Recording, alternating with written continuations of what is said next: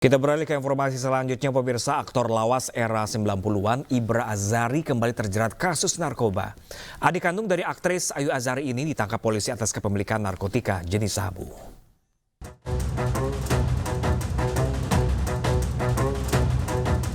Satuan Narkoba Polres Jakarta Barat menangkap Ibra Azari di sebuah apartemen di kawasan Tangerang Selatan, Banten. Adik kandung Ayu Azari ini berada di dalam kamar bersama dengan aktris NN yang pernah berperan sebagai Ayu Sukoco dalam film Warkop DKI Godain Kita Dong. Saat ditangkap, polisi turut menemukan barang bukti 1 paket sabu beserta alat hisap. Penangkapan ini merupakan ke-6 kalinya Ibra Azari terjerat hukum dalam kasus yang sama. Kami telah mengamankan seorang public figure berinisial IA dan bersama dengan rekan wanita berinisial NN.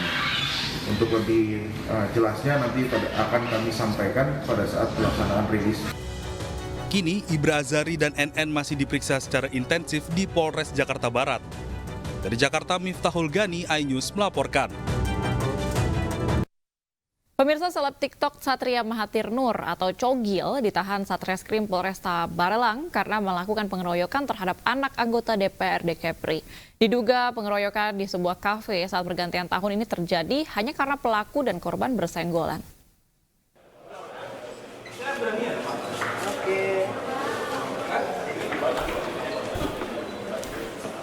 Empat pria muda diamankan polisi usai orang tua RA, pelajar kelas 1 SMA, membuat laporan penganiayaan ke Satreskrim Polresta Barelang.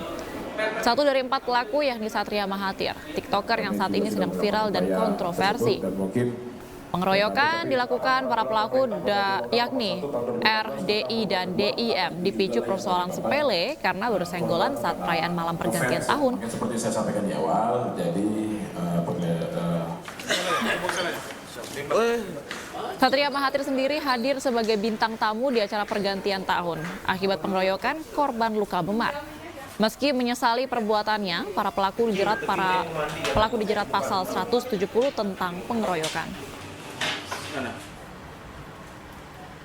Pemirsa, pedangdut Saipul Jamil jalani serangkaian pemeriksaan kesehatan usai ditangkap atas dugaan narkoba. Sebelumnya dalam tes urin, Saipul negatif narkoba.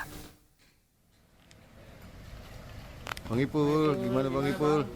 Habis jalani tes apa nih Bang? Laboratorium apa? Saipul Jamil jalani pemeriksaan cek rambut dan pengambilan darah di Bidokes Polda Metro Jaya untuk deteksi lebih lanjut adakah dugaan mengonsumsi narkoba.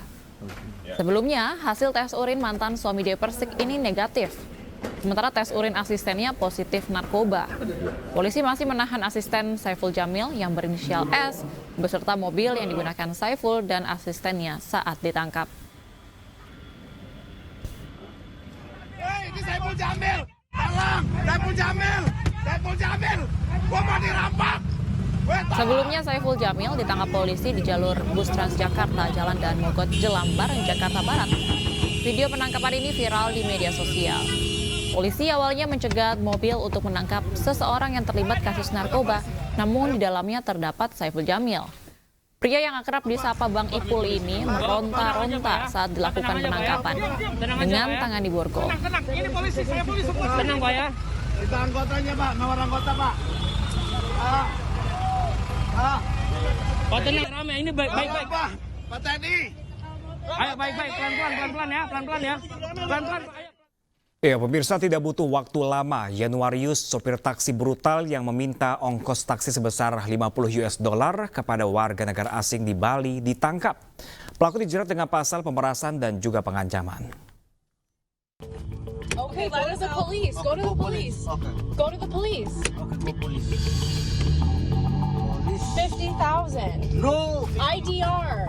$50, no. Aksi pemerasan yang dilakukan seorang oknum sopir taksi Bandara Ngurah Rai berhasil direkam oleh 2 korban wisatawan asing. Rekaman video tersebut akhirnya viral di media sosial. Digambarkan pelaku oknum sopir taksi memaksa meminta sejumlah uang sebagai biaya taksi yang ditumpangi 2 warga negara asing tersebut. Namun jumlah yang diminta tidak sesuai dengan kesepakatan. Oknum sopir taksi tersebut tetap memaksa dan sempat menunjukkan senjata tajam. Kedua korban memaksa turun dan berteriak minta tolong. Dari identitas taksi serta wajah pelaku, petugas Polda Bali dan Polresta Denpasar dibantu petugas Polda Jatim menangkap YT, 20 tahun di Bandara Juanda, Surabaya, saat akan melarikan diri ke Nusa Tenggara Timur. Selain bekerja sama dengan imigrasi, jajaran Polda Bali juga menghimbau kepada korban untuk membuat laporan sehingga proses hukum bisa berjalan. Proses hukum ya? Tanpa laporan bisa diproses hukum berjalan? Ya karena kejadian begitu bisa saja, cuma kan ada kesulitan, itu saya bilang tadi kan. Kesulitan nanti karena ini kan kasus pidana, otomatis kan harus ada korban. Selain dijerat dengan pasal pidana tentang pemerasan dan pengancaman, petugas juga menjerat pelaku dengan Undang-Undang Darurat Republik Indonesia tahun 1951 tentang senjata tajam dengan ancaman pidana hingga 10 tahun penjara. Dari Badung, Bali, Bagus Alit, iNews melaporkan. Petugas Satreskrim Polres Bojonegoro, Jawa Timur meringkus 5 pria yang mengaku sebagai wartawan dan melakukan pemerasan terhadap pengusaha. Modus yang dilakukan adalah mengancam akan memberitakan hingga melaporkan ke polisi jika tak diberi imbalan uang bernilai 100 juta rupiah.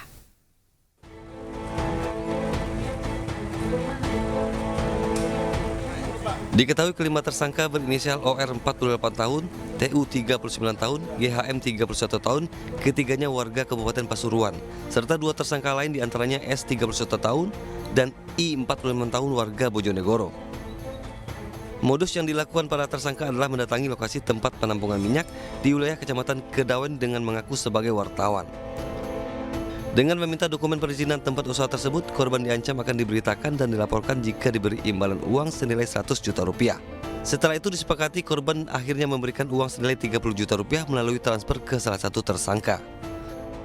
Setelah mendapatkan uang pemerasan tersebut, para tersangka menghabiskan untuk berlibur di Bali, sebelum akhirnya mereka diringkus polisi di Pulau Dewata. Pemerasan dan penipuan yang dilakukan oleh oknum yang mengaku wartawan. Saudara Nur Alim ini sore-sore didatangi oleh 3 mobil. Di situ ada kurang lebih 17 orang. Ya, saya ulangi, kurang lebih ada 17 orang. Mereka datang, mereka mengatasnamakan wartawan. Polisi mengamankan sejumlah barang bukti, diantaranya sejumlah ID card wartawan gadungan, sejumlah handphone serta barang bukti transaksi uang senilai 30 juta rupiah. Akibat perbuatannya, para tersangka dijerat ancaman hukuman paling lama 9 tahun penjara. Dari Bojonegoro, Jawa Timur, Dedi Mahdi, iNews melaporkan.